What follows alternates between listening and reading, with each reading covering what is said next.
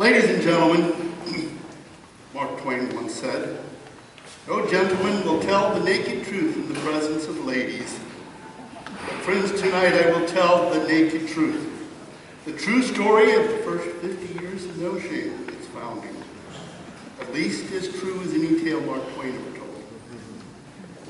So let you know I got my start, like anyone else might, doing school plays, church plays, you know, putting on that little beard thing at Christmas, the Shepherd's Book, and all that kind of stuff.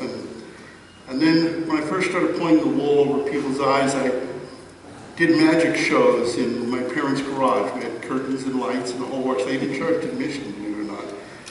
And in my early 20s, I took a job as a booking agent in Hollywood. Truly, I did. You don't make this stuff up. We booked acts for the Johnny Carson show, musicians for Lawrence Welk, comedians, vaudeville acts, that sort of thing.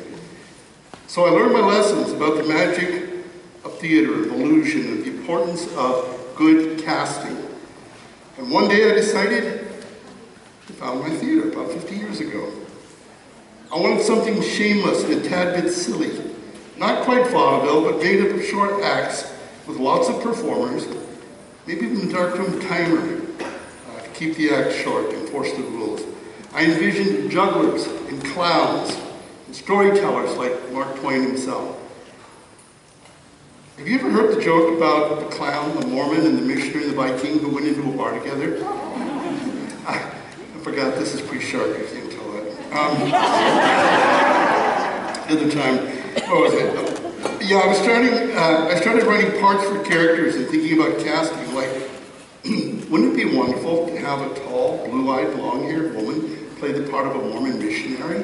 And then I thought, what if she grew up in the same small town in Missouri where Mark Twain said his character, Hannibal? And then I thought, well, what if she was the oldest of 21 kids? You can see where this kind of thing could go. So we started casting that role.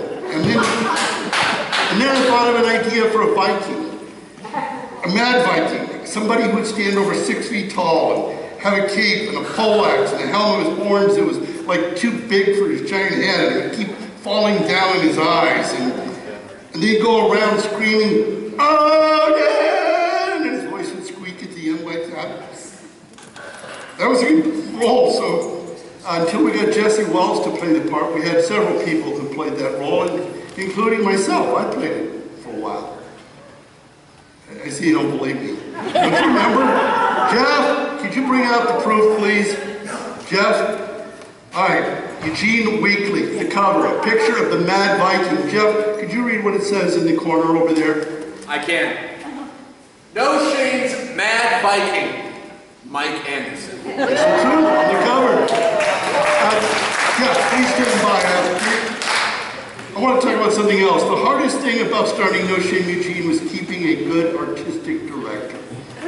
From the beginning, I wanted somebody effervescent, bubbly, infectious laugh, endless energy, who hopped around like a hot popcorn in a skillet without a lid. Truly boundless and uncontrollable. And so my next character was born, and I named that character Jeff Geiger. So I sent out a casting call, and over the years I've had many people play the role of Jeff Geiger. Upon occasion, Timothy did it. Denise has played the role of Jeff Geiger.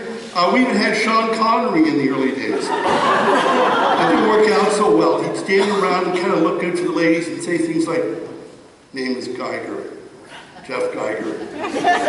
Shaken, not stirred. He just didn't work out. So then we finally got this guy right out of Iowa City, a tall cornstalk of a guy. And I want tonight for everybody to meet Mr. Phineas Tobias Pufenhofer. And now, my friends, you have the naked truth. Thank you, Phineas.